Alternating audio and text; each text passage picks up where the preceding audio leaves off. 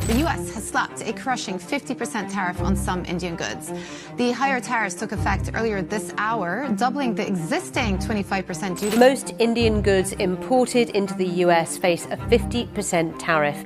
The US imposed a 25% import tax earlier this month. President Trump is imposing an additional 25% tariff on India. Something that once felt unthinkable is now unfolding before everyone's eyes. India, once seen as a key partner for Washington, appears to be slipping away. The world's largest democracy is slowly realigning itself, drawing closer to Beijing in ways that would have seemed absurd not long ago. The shift isn't limited to quiet diplomatic gestures. It's becoming a full-scale transformation in global alliances. The latest spark came when Prime Minister Narendra Modi publicly criticized Washington's move to double tariffs on Chinese goods after a heated dispute over rare earth minerals. In a carefully worded statement, he urged that such economic wars help no one and risk further shaking an already fragile world economy. For the United States, this felt like a betrayal that had been building for years. But what's driving India toward China's orbit? And could this mark the beginning of a new global order taking shape? During the summer summit of the Shanghai Cooperation Organization, a quiet yet decisive shift began to unfold. Prime Minister Narendra Modi held a series of private meetings with senior Chinese officials, and by the time the summit ended, it was clear to many in Washington that India's foreign policy was turning eastward. What had once been interpreted as a warning sign has now evolved into an undeniable reality. With Modi's public support for Beijing and its trade standoff with Washington, India has signaled that it is stepping into the new economic framework China is constructing in opposition to the United States. The shift is deliberate, calculated and grounded in a growing sense of national autonomy. The roots of this realignment trace back to the escalating economic tension between New Delhi and Washington. In recent months, President Trump has expanded tariffs on Indian exports, targeting sectors like pharmaceuticals, steel, textiles, and automobile parts. The official reasoning was that India maintained unfair trade practices and continued its defense and energy partnerships with Russia, which conflicted with American interests. For New Delhi, this economic offensive crossed a line. Modi made it clear that India would not bow to external dictates and that the country's policies would remain rooted in self-interest. That statement marked the beginning of an open chill between the two longtime partners. By August 2025, the divide had deepened further. Trump authorized an additional 25% tariff on Indian goods, an act that sent shockwaves through India's export markets and stirred resentment in New Delhi. As Washington tightened the screws, India began loosening its restrictions on Chinese imports, particularly in areas like electronics, industrial components, and rare earth materials. Officially, the move was described as a measure to stabilize domestic supply chains. But in Washington, it was seen as a clear sign of strategic realignment. India, once positioned as a central player in America's Indo-Pacific strategy, was carving out a more independent identity, one increasingly aligned with Beijing.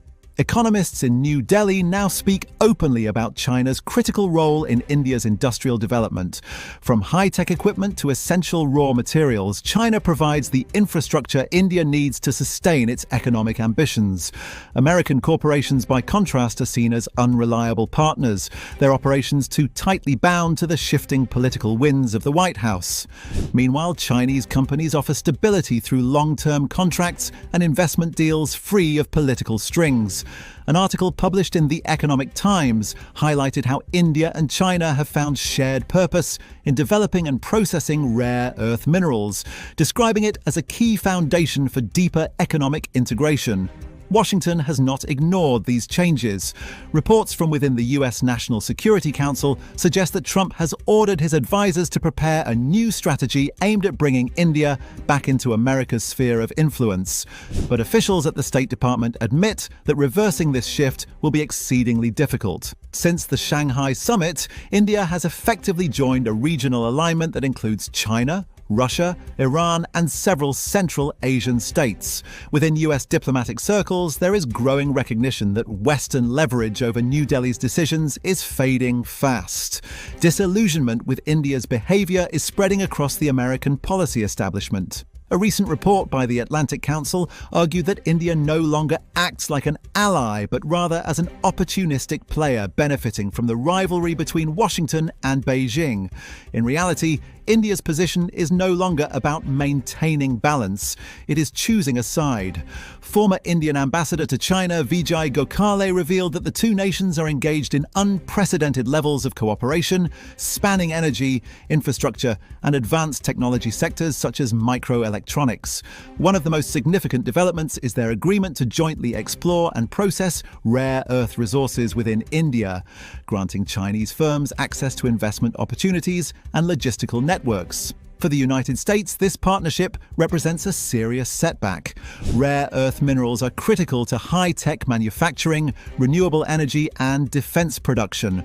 Losing influence in this area weakens Washington's broader strategy to contain China's technological rise.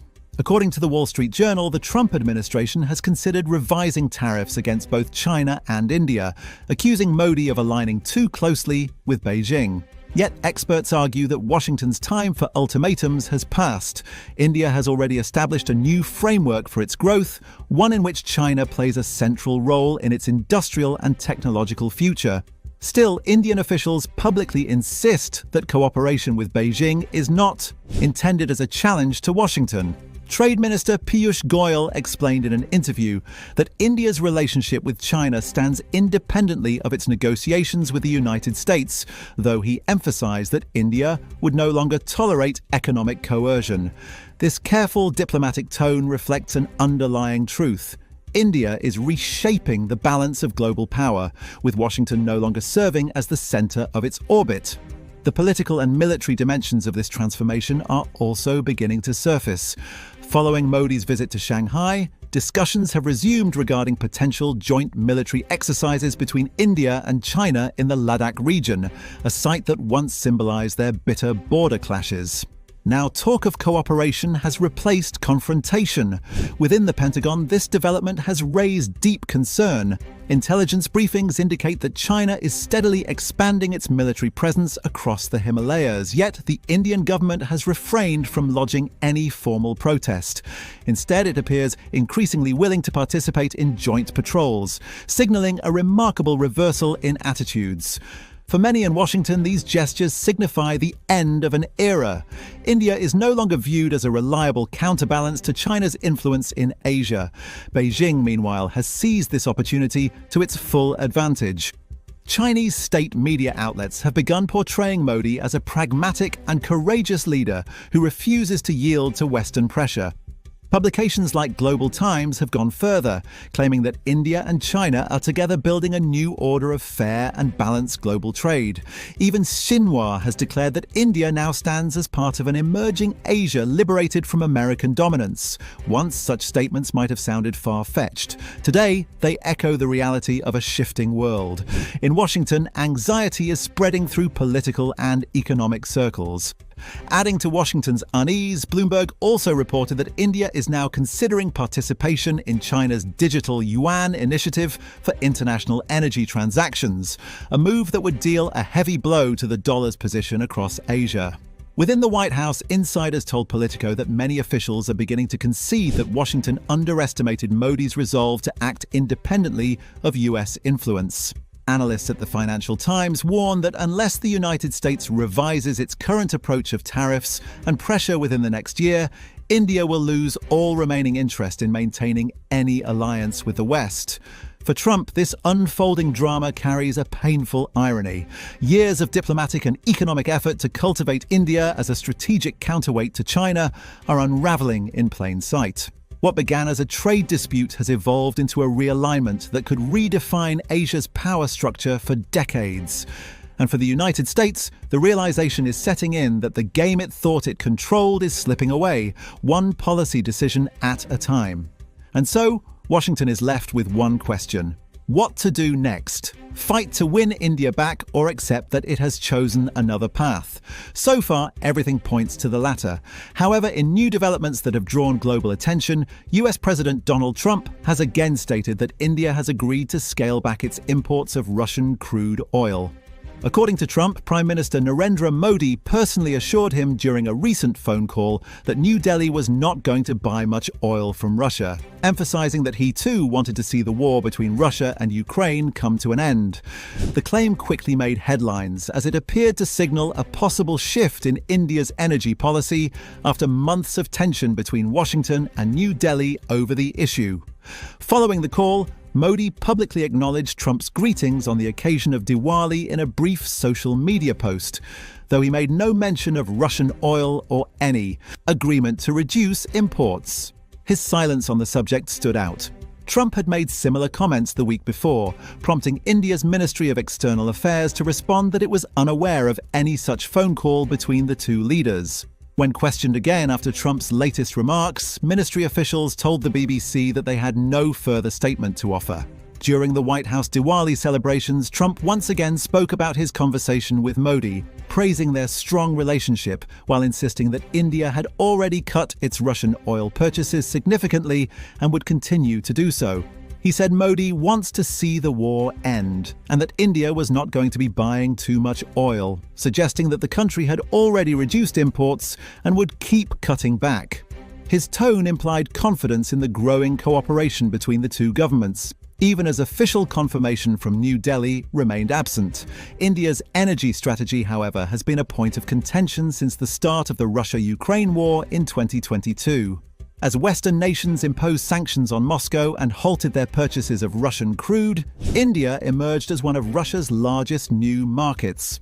With discounted prices available and growing energy demands at home, New Delhi argued that securing affordable oil was essential for maintaining economic stability and meeting the needs of its vast population. Indian officials have also repeatedly pointed out that several Western countries, including the United States, continue to engage in selective trade with Russia despite their sanctions rhetoric. Still, the United States has grown increasingly vocal about its frustration. American officials accuse India of indirectly financing Russia's war effort by maintaining energy ties with Moscow, an accusation New Delhi firmly rejects.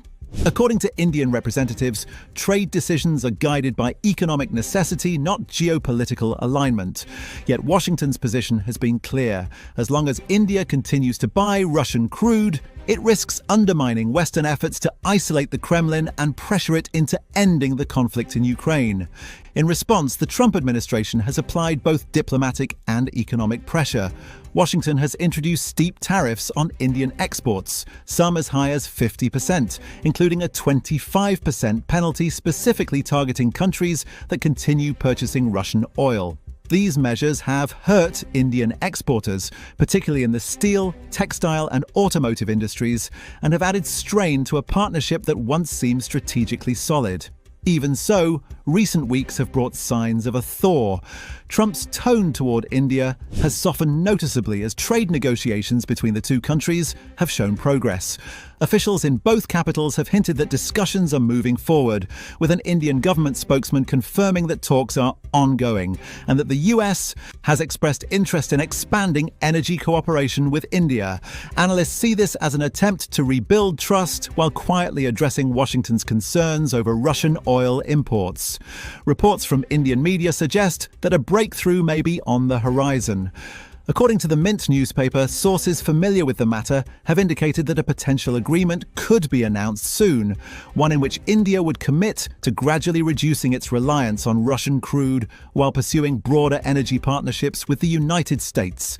Such a move would mark a significant step toward reconciling differences between the two nations, signaling that both sides are ready to balance pragmatism with principle. For now, New Delhi has not issued any official confirmation. Media outlets have reached out to India's Commerce Ministry for comment, but no response has been provided. What remains clear is that India's position in the global energy landscape continues to evolve under mounting pressure from Washington. As both countries navigate this delicate moment, the outcome of these negotiations may determine whether India's relationship with the United States stabilizes, or whether it faces another round of economic and diplomatic strain. What do you think? Tell us in the comments below. Like and subscribe, and we will see you in the next video. Thanks for tuning in.